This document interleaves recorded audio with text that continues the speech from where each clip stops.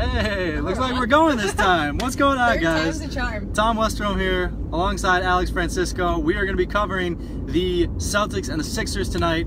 Should be a really fun game. The Celtics, obviously, have Kyrie Irving back, have Gordon Hayward back. We finally get to see what this team would look like playing against the Philadelphia 76ers, who they took down without those guys in the Eastern Conference semis. We're currently driving through Boston, so you'll have to excuse any of Alex's cursing. She's helping out by driving right now. But yeah, so really excited for this game. Alex, what are you most looking forward to?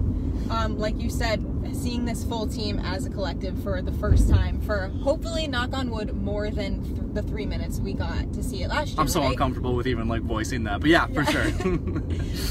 Granted, Gordon Hayward's limited today. Looks like it's about limited to about 25 minutes per game. Yep. But still, it'll be really cool to see how these teams kind of gel together for the first time. And also, early in the season, you can probably count on Brad switching up some lineups, some different things with bench players coming in, just to see who works well together and run some fun experiments. 100%. Yeah, I think one of the things that he's been really talking about a lot is, well, one of the things he's been talking about, not at all actually, he's been very mysterious about his starting lineup that he's going to go with tonight. And I think it'll be really interesting to see if it's Aaron Baines who hops in there. Obviously Baines matches up best with Joel Embiid, and he does a great job on Ben Simmons, who doesn't shoot at all. So when Baines just kind of stands in the middle and waves his arm like he's just trying to keep him out of the lane, it seems to work. And so I think that Baines might get the start tonight. That'll be really easy if that's the case tonight, because obviously you can just not start Gordon Hayward, and that's not a problem. As things kind of go along, if the Celtics meet the Sixers in a playoff series, I think it'll be really interesting, because you can't really not start Jaylen Brown. You can't really not start Jason Tatum. You can't really not start Hayward, Horford, Kyrie. I mean, these guys are all too good, and you don't want to, you just really don't want to mess with that potential for success. You don't want to make anybody mad or anything like that. So I think that'll be kind of interesting to watch.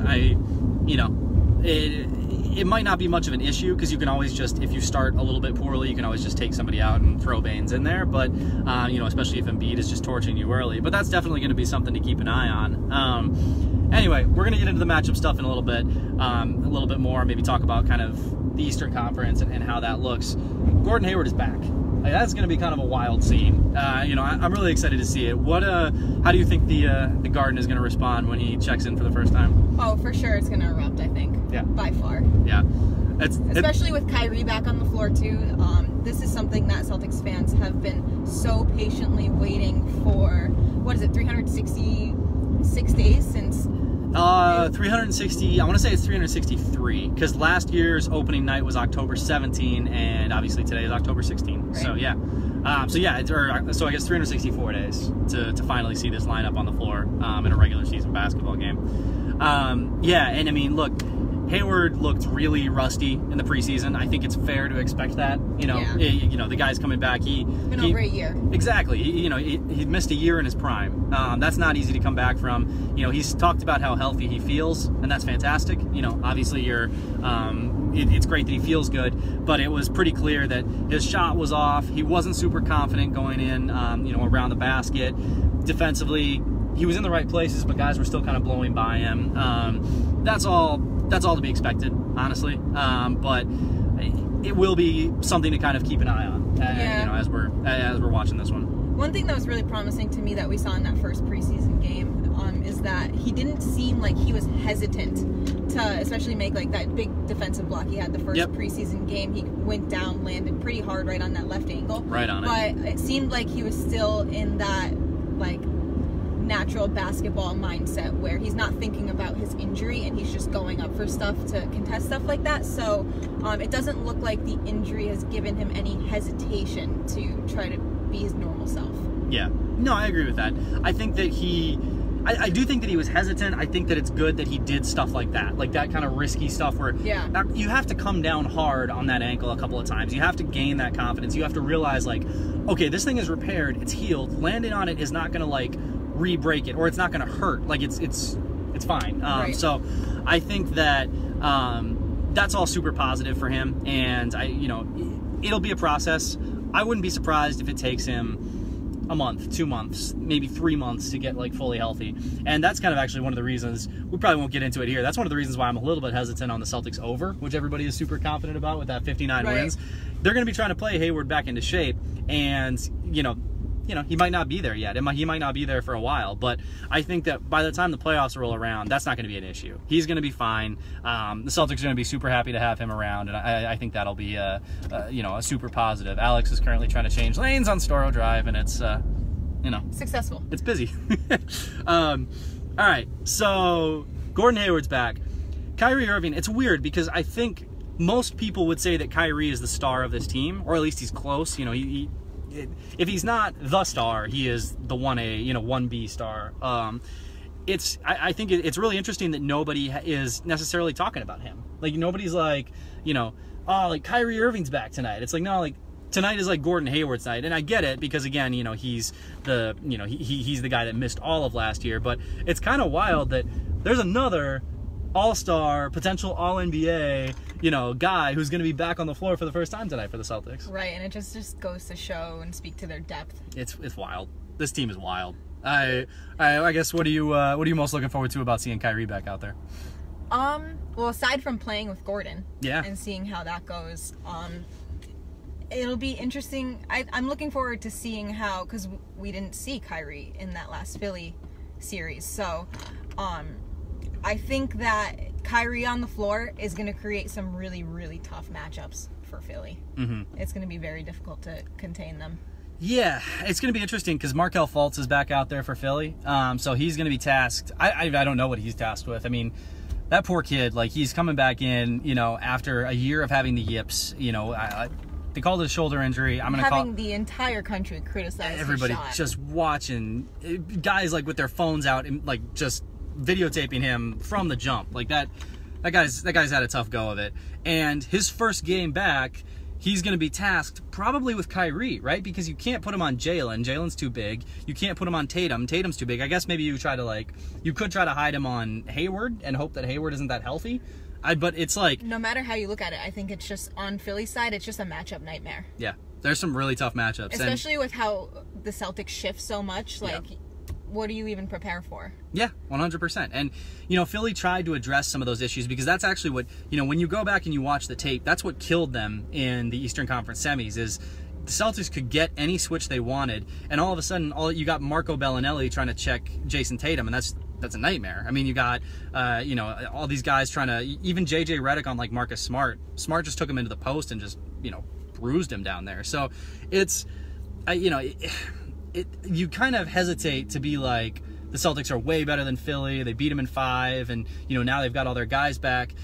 Just because Philly is really good. Yeah. Ben Simmons was a rookie last year. He's going to be even better this year. Joel Embiid has actually played almost the same number of NBA minutes as Ben Simmons at this point, and those guys are going to get way better. But I just think that those two, like, I don't know that they're going to be enough. The Celtics have 5 guys. They have matchup nightmares all over the floor. To me, I think the Celtics are a clear favorite over Philly. And, we'll see if that bears out tonight. I don't think that tonight, whether the Celtics win or lose, I don't think tonight has any bearing on what we should look at going forward. But it will be like a really fun litmus test to kind of see.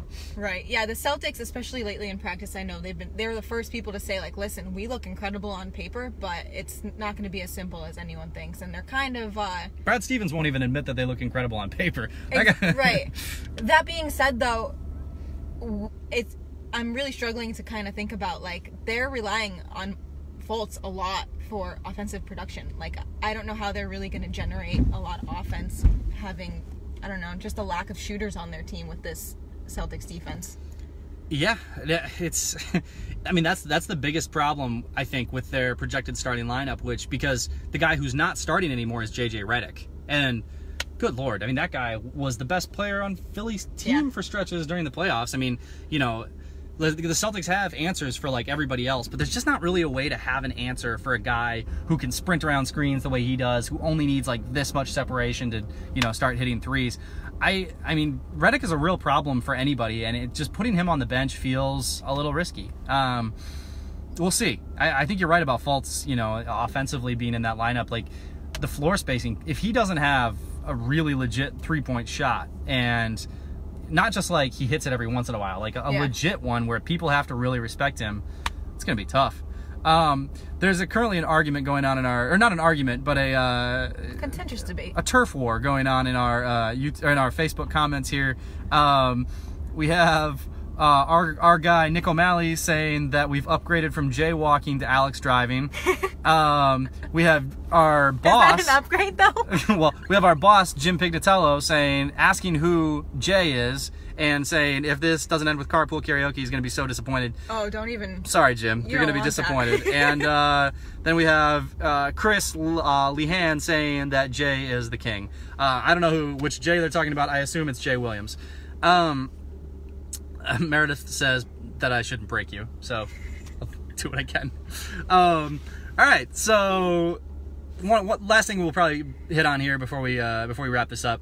The Celtics are, maybe the favorites over the Sixers. What I'm going to be really interested to see, obviously don't want to get too far ahead of it, they play the Raptors coming up on Friday, yes. That's going to be a really good game. It's going to be our first look at Kawhi Leonard in a regular season game. Jersey. Yeah, and man, that's going to be wild. Just kind of, from what you've seen, how do you think that the Celtics can maybe try to deal with Kawhi? Because I mean, he's defensively, that guy's a nightmare. Like, he's really tough.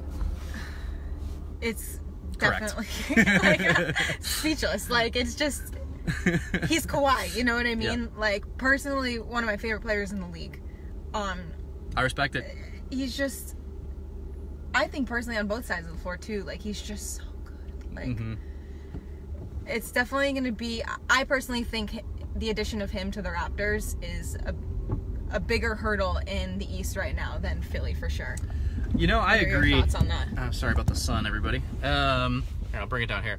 I agree. I think that, I think Toronto's clearly the either the best or the second best team in the East. And I think you can look around the Celtics, you can look up and down the Celtics roster, and they're tough. Like, they're deep. They got a great bench. They're going to be great defensively. They got guys who can go get buckets. And hey, all of those things also apply to the Toronto Raptors. They've got guys who can go get buckets. Kyle Lowry, Kawhi Leonard, maybe like fewer guys. They don't necessarily have the ISO threats that the Celtics have. Maybe they don't have the mismatch threats the Celtics have.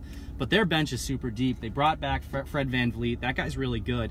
And yeah, I think a healthy Kawhi Leonard is the best player in a Celtics-Raptors series. And that matters. We've just seen LeBron be the best player in a, Cavaliers whoever series for however many years, and that mattered every single time. So I think the Raptors are really formidable. You can't keep looking at this team with Kawhi and say, oh well, they always fold in the playoffs. Kawhi literally has Kawhi's a game changer. He has a finals MVP. Year. It's not last year's Toronto or the year before that, for that matter. Agreed. Yeah, no, he makes a huge difference. So I think, as of right now, I think that the Celtics are probably fairly considered the favorites. I would probably consider them the favorites, although I think it's really close with Toronto. But I don't think that this is a walk in the park by any means. I actually think the East is better this year than it was last year, which seems crazy to say with LeBron out of LeBron in Los Angeles. But look, Giannis Antetokounmpo is going to be another year older, another year better. We've seen pictures of him. He's jacked. That guy got big. Looks like Shemi Ojeleye with longer arms.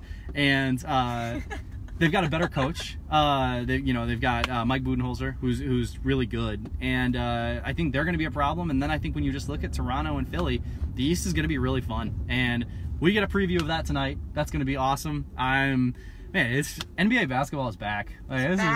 This is a good day. It's fun that the Celtics have the very first NBA game of 2018-19. That's pretty cool. We're gonna be at that game here we're currently still on Storo Drive, so we'll be at that game. Hopefully we won't be on 3.5 hours.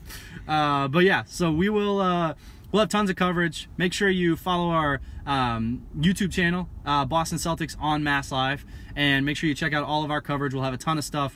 We'll have breakdowns. We'll have 10 things you need to know. We'll have video of Gordon Hayward, returning for the first time, how the fans react. We'll have all that stuff, so make sure you check it out. masslive.com/Celtics. Alex, you have a new Twitter handle that I can't remember what it is. What's your Twitter handle again? Al5Francisco.